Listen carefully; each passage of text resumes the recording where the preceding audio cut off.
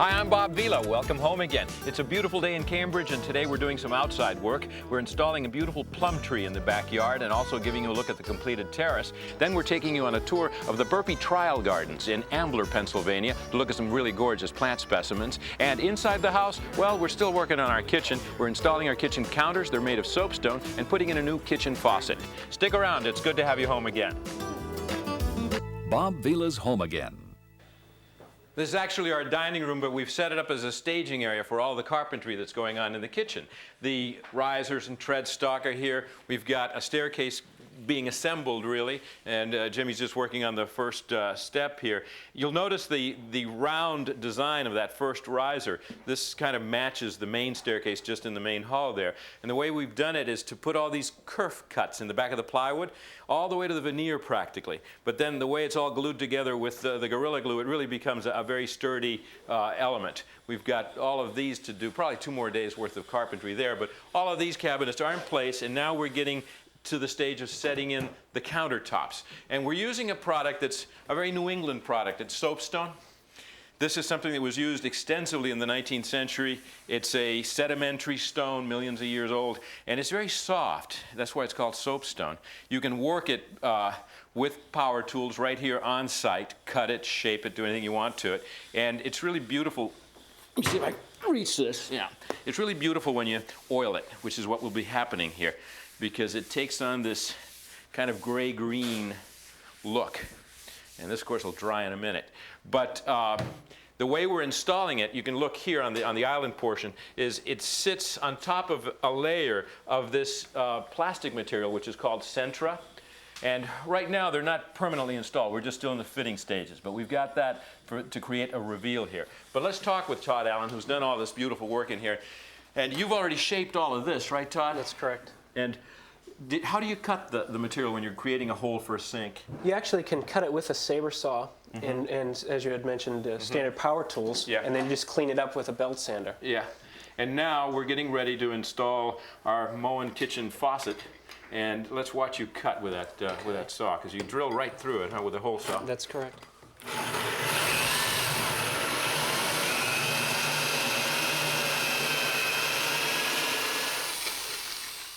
Got it? Yep. Now, Todd, how come the plumber won't cut the hole in here? But generally, the plumber doesn't want to deal with the finished product. Right, doesn't want to take the responsibility. I don't blame him. This stuff is about $50 a foot. Now, you have, I noticed, got a seam there and another one here. Why haven't you finished the routing here? Well, what we do is we wait till after it's epoxied to give it the final edge. And then once it's in place and set. Okay, because you're epoxying where these two butt together. Exactly. And then at the last minute, you'll make a pass with the router so that you get a nice, even surface. Right. I got you. Okay, I'll let you go back to earth. I see John's coming here to get started with our faucet. Hi, John. How you doing? You like these? It's nice heft to it. Yeah, real nice faucet. They're easy to install, I believe. Oh, yeah. What's the first step? Well, the first step is put this chrome excursion on, then the rubber gasket. Then underneath the counter, this goes up, goes through here, like that. And that's how it attaches to the bottom of the substrate? Correct. And you just tighten up the nut. Yeah. So. Well, let me put it through here and I'll hold it for you. Yeah, could you please? I got it. Can you hold it firmly for me? Now the second hole that we put here is for a soap dispenser.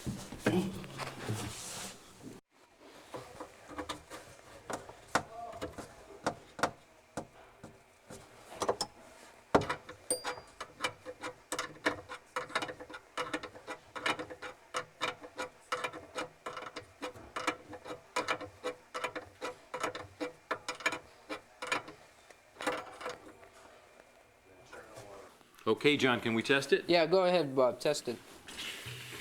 Not bad, yeah, not bad. What I like is this feature. You can pull this out, and you can push that and get a nice shower rinse. And it works very nicely. Right next to it, we've got another little gadget that's a soap dispenser. We'll put liquid dishwashing soap in there. Notice where we're getting this wet, and, well, let me explain this. This is a very absorbent stone, and this is more or less what it's going to look like when it's treated with mineral oil. And that's the key. You don't want to put any kind of harmful oil like a linseed oil or anything like that in a kitchen counter that's going to take food products around it. But when this is finished and properly maintained every few months with the mineral oils, it'll always have this kind of look. But it's so absorbent. I mean, I just did this over here a minute ago and it's already dried out. There's some backsplash sections still to be put in here, which will be used using 3/4 inch stone. But let's go over towards this end of the kitchen. We haven't been here in a while. Okay, this is the kitchen entrance to the house, the way we'll be coming in and out all the time. And there's a funny story here. When we started the project, we ordered a custom door, a replica of the door that had originally been here, but in a smaller size. It's been delivered by the millwork, not once, not twice, but 3 times, and each time they've gotten the size wrong. But the real reason why we haven't been able to complete the work here is that the deck that is to be built here is designed to go all the way to the edge of the property line, which is, I think, about 5-6 feet.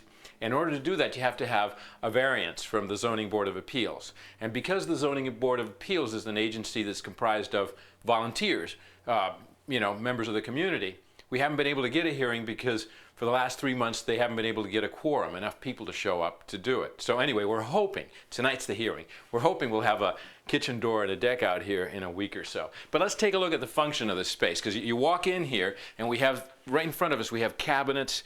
We'll have more of that soapstone around here. We'll have little drawers for everybody to have their gloves and their keys or whatever. And then above we've got more storage and some nice old-fashioned rounded corner storage. And then in this section here, we have the equivalent of a mudroom. We'll be building a bench here with a drop lid on it, and inside we'll have a bin for dog food.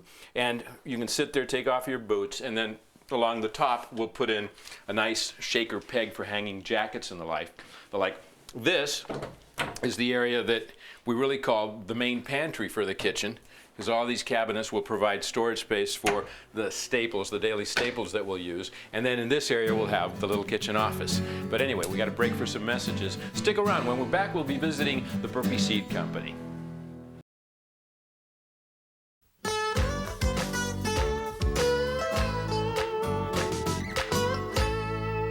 We're in Ambler, Pennsylvania, just outside of Philadelphia, visiting the Burpee Company's Trial Gardens. And let's meet President of Burpee, George Ball. Hi, George. Good morning. Good morning, Bob. How are you? Fine, thank you. Welcome. What is a trial garden? Well, it's the Burpee catalog in living form, both the present catalog and the future catalogs to come. Interesting. So everything in here is kind of, in a way, experimental, right? Yeah, exactly. It's both a confirmation as well as future stuff. Yeah. So here we are, Sharon Kazan, my chief gardener. Bob? Hi, how are you? Nice to know you. Nice to meet you. What are you creating here, Sharon? We're testing new varieties and some old varieties, standards, trying different ways with pots and containers. These look suspiciously like flue liners. They are. We're using them because we wanted to give a different height variation, and when we do design something, wanted to try to see how plants do grow in them. Keeps the plants from invasive plants from getting out of hand. That's a mint that you have there, and boy, I know how invasive that can be. That can take over your whole flower bed. This is one way to grow it without a problem. Okay. And plus get the height. Okay. And what are some of the colorful things that we see here, like this little yellow? This is a sunflower that Burpee's very proud of this year. It's called Elf, and everybody can grow a sunflower. Yeah, but usually they get 6 feet tall. Does this get very tall? No, this is what it will be in a pot. Exactly and what you're seeing. Everybody can enjoy it. And what is this little vignette on the ground in front of me? We have a lot of plants we're trialing that are very dainty and tiny, and we wanted to just show them in a form that is dainty and tiny. It certainly is. This is cute. This is a great project to do with your kids, I guess. Exactly. Huh? We call this the dollhouse. Yeah, it's very neat. They get very full, and a child can sit in there, and a little girl can play with all her dolls out Now, there. George, my understanding of Burpee is that they really are a seed company and that they pioneered. Yeah, seeds and plants. We brought seeds over from Europe 120 years ago, and Europe is like a cave. It's cool, it's dark, and it's damp. And America is really sunny and very hot. So when the immigrants came over, we took their seeds and planted them in these test gardens, like you see here, and starting many years ago, and we created a race, if you will, or generation of American vegetables and American flowers that could take the high heat and the high humidity and the extremities. What kind of peppers are these? This is a paprika type.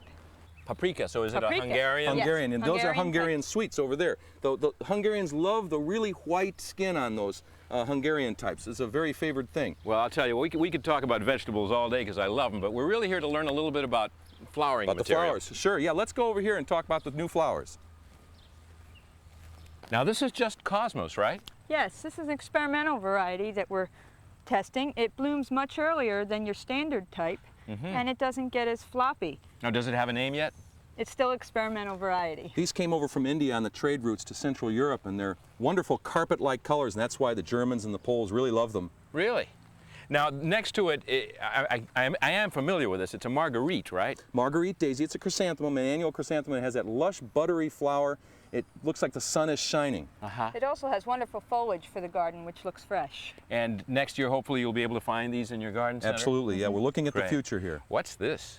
This is the coxcomb. It's a tall coxcomb, Celosia cristata, a very tall form, and it looks very exotic, almost like alien, and you want to use it as an accent plant. Very dramatic, does very beautifully, has a rich color, and very tall. People like height nowadays. Can you use this as a cut flower and bring it inside? And you can also dry it, yes. Neat. Now, these are all annuals, and I really want to learn more about perennials. Let's go to our Burpee Perennial garden. This is extraordinary. Yeah, what you want in a perennial garden is a lot of space. So we got two borders facing each other, sort of mirroring in a classic border style English, Italian, American blend.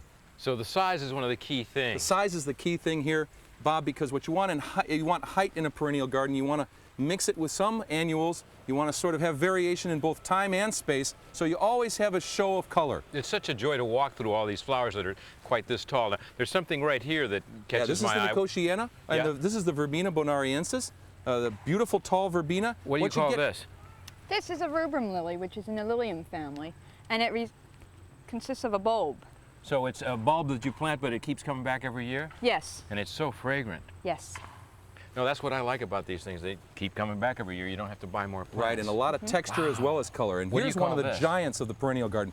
This is Echinacea purpurea magnus, and it's named after the fellow who bred it, although it is very large. It's a rich purple cone flower with a beautiful head and the wonderful intense petals, and it was bred on an island off Sweden in the 1960s. And So it's the common name is coneflower? purple cone flower, sir. Fabulous, Yes. fabulous. And then over here you've got more of it, and Yeah. the way you've balanced the colors with the darker, Yeah, with what's the- the plant with the dark red? That's coleus, and although it's an annual, it does add a punch of color to the other perennials. Yeah, So- nice rich color and texture. Here you don't have a flower blooming, you have the foliage in a sense blooming and coloring up. the rich, rich color with Yeah. that hot pink stripe Yeah. down the middle of it. An undervalued crop, that coleus crop. Now, what's on the other side of the hedge? Let's take a look at some of our native plants. So all of these plants are native to Pennsylvania?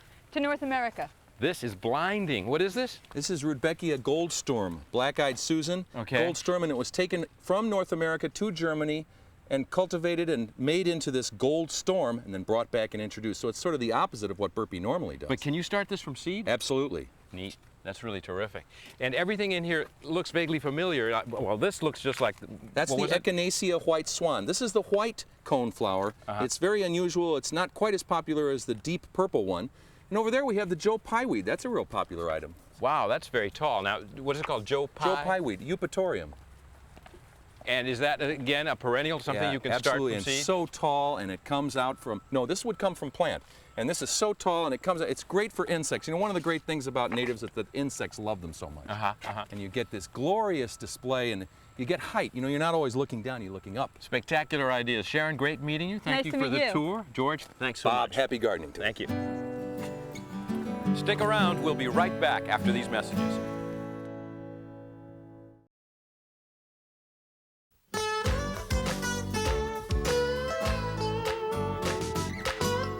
Well, now we're going to talk about some of the large plant material, and Mark Marini is with me. This is called a what? It's a Camphocypress. And specifically, it's a Hinoki cypress, Hinoki right? cypress. Camphocypress is the genus? It's the Latin term. The Latin term, okay. I love these. This is a good 8-foot tall specimen. How tall will they get? This will get to be about 15 feet. Wow. Well, that's a good size. So we've got two of these here now, but there's some more. We have to decide whether we want to add some more in here and actually create a grouping, right? Right, we might end up putting some more down. I'm going to put a call into our landscape architect, Nancy Lamb, and see if she can help us decide. What's some of this other material that's in here? Well, we have some azalea over here Okay. and rhododendrons. Yep. And then those are viburnums in the back with the red berries, right. right? And the idea here was to have A lot of show in the springtime and in the fall, but not much in the summer. That's right. And I know that we've got a lot of underplanting here, right? There'll be ground cover and then perennials in through this area And afterwards. bulbs and the like. Yes. But right now, oh, and look, these are in here too. Okay, we've got more of these viburnums back here, which these get pretty tall also, right? These will get up to be about 12, 13 feet. And don't they bloom in the spring? They will also bloom in the spring. Yeah, wonderful, wonderful. Okay, now, the main thing that we're about to do is what we were preparing for last week. This is how deep this pit that we've left here? It's about 18 inches down from the finished paving. But below that, you supplied another 2.5 feet of There's plenty of loam in there. loam Where, in there. where it's a paved area, you for want to this leave a lot of beautiful planting specimen loam. that's coming in right now. What do you call this again? It's a plum, but what kind of plum? This is a thundercloud plum. thundercloud. And that probably weighs, what, 400 pounds or thereabouts? Yeah, a little better than that. Yeah, yeah. And these two fellows are accustomed to dealing with this. So it's just a question of rolling and pivoting and getting it to come into the hole without too much damage to the root ball. Well, if you roll it into the hole and you're easy with the tree, Manny's holding on to the top of the tree so it doesn't bang into anything on the way into the hole. You got it, Manny? Yeah. Okay. Perfect. Yeah, they've done that before. Huh? Yes, they have. Yeah. And now the idea is to center it in the hole. Right. You want that tree exactly in the center of the opening. Mm-hmm. How tall is this going to grow? Again, this will be about 15 feet in maturity too. Okay. And so one would expect that when it is mature, in another, what, 5 years or so? No, that'll be growing for another 15 years before it hits that Before it height. hits that height. So when it is an old tree and I'm an old man, the shade in this whole area of the terrace should be very, very nice. Yeah, you see the upright habit of the tree. You'll be Yeah. able to walk underneath it and it's going to give you plenty of shade for this Right. whole area. Right. It looks a little droopy to me right now. When was it put into a ball? Well, it was balled and burlap 4 days ago. Mm-hmm. We've been watering it every day, but it's going to be a lot happier in the hole. Yeah. And of course, this is October that we're putting this in, so it's the best time of the year, just before it goes dormant, right? That's right. Okay. Now, when you've got the ball like that and you've got it all tied up, do you open it up and untie it, or what do you do? We're going to untie and remove all the burlap on the top of the tree. Manny's just backfilling around it with the planting mix to straighten it up for now. What is the planting mix? It's topsoil. It's 5 parts topsoil, 1 part peat moss, and we add in some decomposed cow manure. So it's pretty rich stuff. It is. Yeah. What we're doing is we're removing all the twine from the top of the root ball. We're going to remove all that burlap on top of the root ball. We can fold down some of the burlap on the sides. It is biodegradable and it will decay in about a year or so. But isn't there a danger of wicking if you keep a lot of this stuff? There so is. You lose the moisture to the tree? Only if it's exposed to the air. If you fold down the burlap deep enough, you have no wicking. Okay.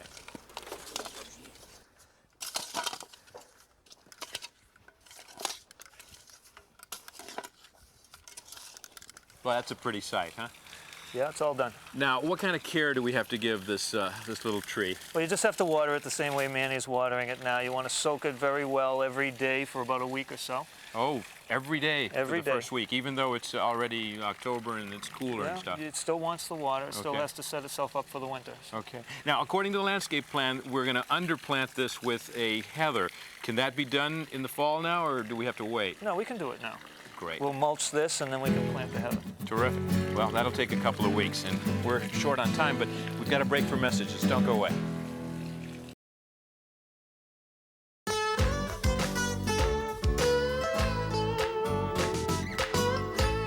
Well, it's going to be a beautiful tree. We're running out of time. Come home again next time. We'll show you how to restore an antique light fixture and install it. Also, a brand new set of dimmers. Also, Riley will be aboard. He's helping us put the finishing touches on restoring part of the staircase balustrade. Till then, I'm Bob Vila. It's good to have you home again.